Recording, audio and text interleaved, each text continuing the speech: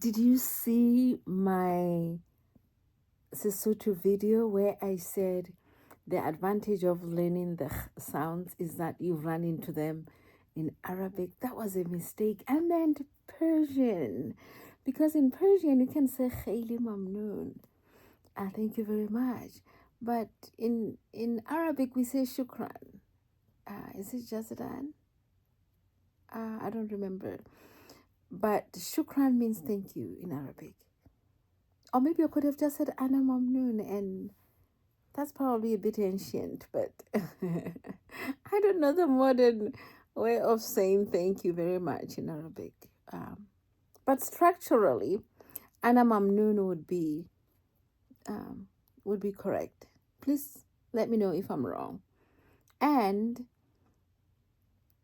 khayli mamnoon is Persian. Please, that was a mistake.